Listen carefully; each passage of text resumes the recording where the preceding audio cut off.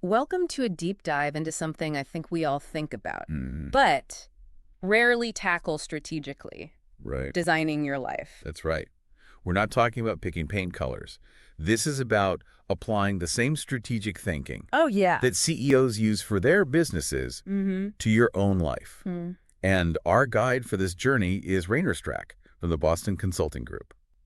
I've always admired those folks who just seem to have it all figured out. Uh-huh. They're crushing it at work. They've got these amazing relationships. They're healthy. Right. They're energized. It's like they have some secret formula. Well, Strack argues it's not about a secret formula, but about creating a life strategy. Okay. It's about making conscious choices Mm. that align with what you define as a great life. Okay, but how do I even define a great life? Yeah. It feels like everyone's got a different idea of what that means. Exactly. And that's where this gets really interesting. Okay. Strack says a lot of us get caught in the trap of thinking a great life is all about money, fame, and power. You know, Yeah. the classic dream Mm. of being rich, famous, and calling all the shots. Oh, I definitely see that everywhere I look, especially on social media. Right.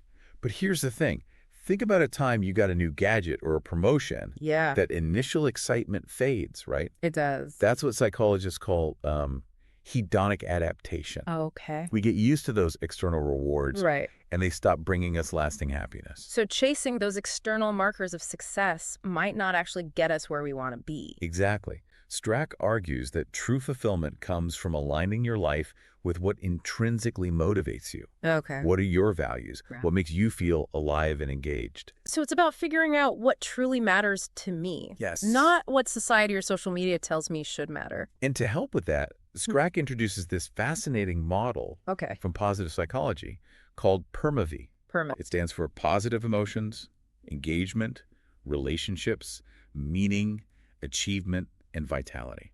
Wow, PERMA-V.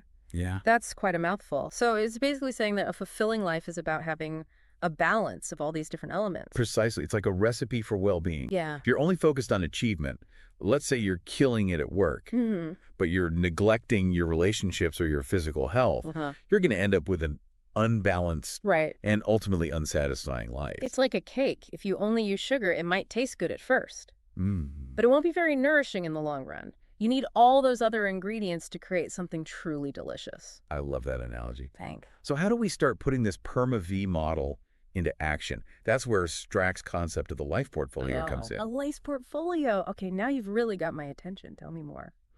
Imagine you're looking at a chart. Each bubble on the chart represents a different area of your life, like your relationships, your health, your career, your personal growth, your hobbies. Okay. You get the idea. I'm picturing those bubbles now. Yeah. Some are big, some are small, Oh, some are bright and colorful, and some are kind of dull. exactly. And the size and brightness of each bubble represents Okay. how much time, energy, and resources you're investing in that area. You can quickly see where you're thriving, where you're neglecting key areas, and where you might want to shift your focus. So it's like taking a step back and looking at the big picture of my life and seeing how all the pieces fit together. Exactly. Yeah. And the beauty of this visual representation is that it can help you identify those areas where importance is high, but satisfaction is low. Oh, Strack calls these your urgent life units. the squeaky wheels that need some grease. I like that. Yeah, So these are the areas where I should prioritize making changes. you got it. He even shares an example of Tony the engineer. Yeah. Tony's crushing it in his career, Mhm. but he realizes he's neglecting his mental health, his relationships, and his societal engagement. Wow. He's spending way too much time on online entertainment. Oh no, poor Tony. I think we've all been there at some point. Maybe not with the engineering part, but definitely with the online entertainment part. It's so easy to get caught up in those distractions. It is. And that's why having this life portfolio framework can be so powerful. It helps us see those imbalances Right. and start making conscious choices to create a life that feels more aligned with our values and our vision for a great life. This is already giving me so much to think about. I can't wait to hear more about how we can actually start shifting those bubbles around and making real changes. So, what's next on our deep dive agenda? Okay, so we've mapped out our life portfolios. Right. We've identified those urgent areas where we need to focus. Yeah. But now comes the hard part, Uh-huh. actually making changes. Right. I think a lot of us can relate to feeling stuck, Yeah. even when we know what we should be doing. It's definitely easier said than done. Mm. But Strack emphasizes that we have the power to change both the size and position Okay. of those bubbles in our life portfolios. So how do we actually do that? Do we need to make these massive sweeping changes all at once? Not at all. Yeah. It's about being intentional with your time, your energy, and your resources. Okay. Remember those small wins we talked about? Yeah. Even seemingly minor changes can create a ripple effect of positive change. Give me an example. I'm all about those baby steps. Let's say your physical health bubble is looking a little deflated. Okay.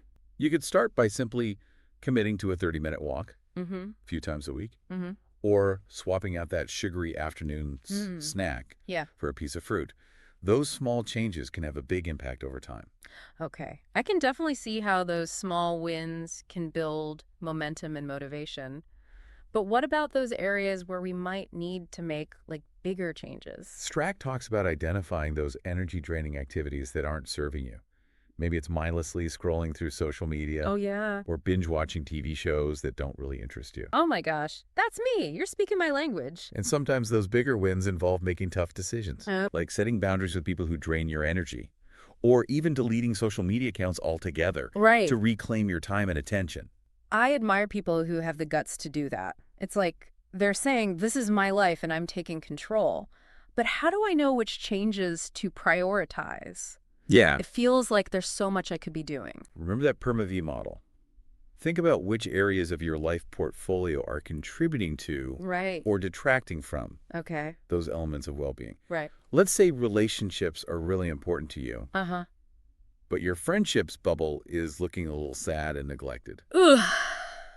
Yes, that one definitely needs some attention. Maybe you could prioritize reconnecting with old friends, Okay. or joining a club or group to meet new people, Mm-hmm. or even just scheduling a regular phone call with a loved one. Those small acts of connection can make a big difference in your overall sense of well-being. And I imagine that boosting my relationships bubble could have positive effects on other areas of my life too, like my mood, my sense of belonging, my overall happiness.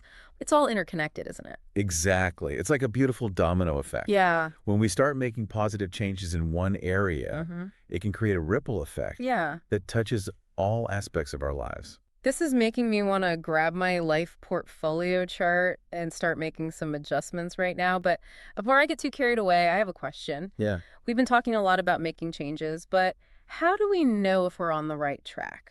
How do we avoid getting caught up in someone else's idea of what a great life should look like? That's such an important question. It's Yeah. about constantly checking in with yourself and asking, Okay. does this feel right for me? Mm.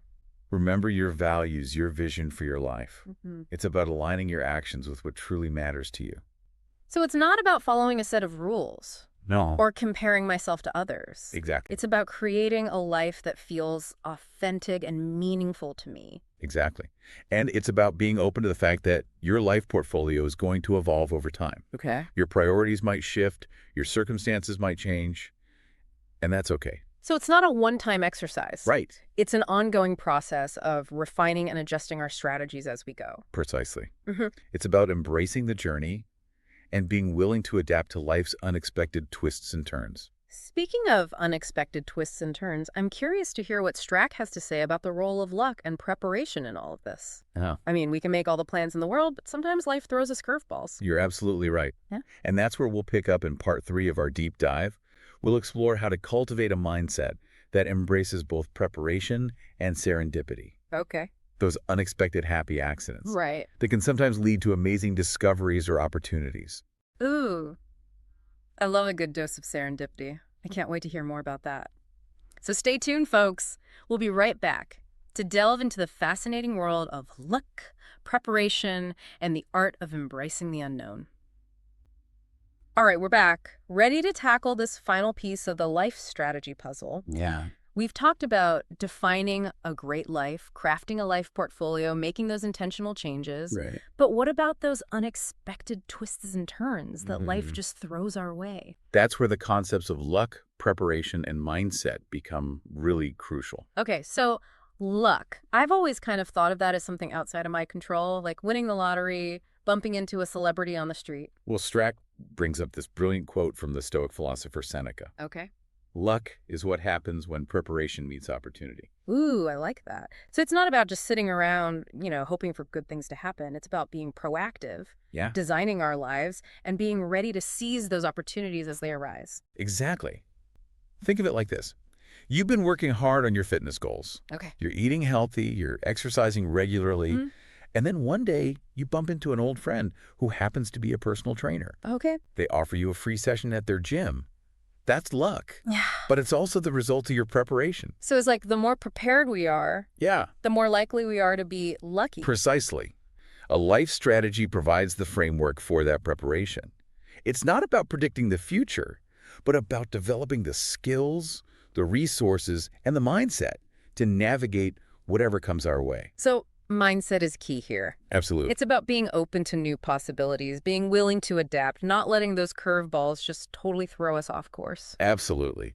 And that ties into the concept of serendipity. Okay. Those unexpected happy accidents Right. that can sometimes lead to amazing discoveries or opportunities. Serendipity, I love that word. It's like magic sprinkled into our everyday lives. It is.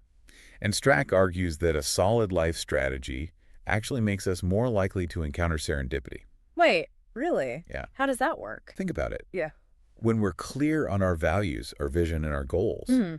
we're more likely to notice those opportunities that align with our path, Right. even if they come from unexpected sources. It's like we've got this internal radar that's tuned to pick up on those serendipitous moments. So the more we focus on what truly matters to us, Yeah. the more likely we are to attract those lucky breaks. Exactly. It's like the universe is conspiring to help us achieve our goals. I love that idea. So to wrap things up, what's the one key takeaway you hope our listeners will walk away with today? I would say this: don't be afraid to dream big, Mm-hmm. and then create a strategy to make those dreams a reality. Life is an adventure, and by applying these principles of strategic thinking, you can navigate that adventure with more confidence, clarity, and a sense of joyful purpose. This has been such an inspiring deep dive. It's like we've been given this amazing toolkit to design a life that truly reflects who we are and what we want to achieve. And remember, you are the architect of your own journey. This framework is here to empower you to create a life that is both meaningful and fulfilling. So to all our listeners out there, go forth and strategize. Embrace the journey, stay curious, stay adaptable, and most importantly, never stop believing in your own potential. You've got this.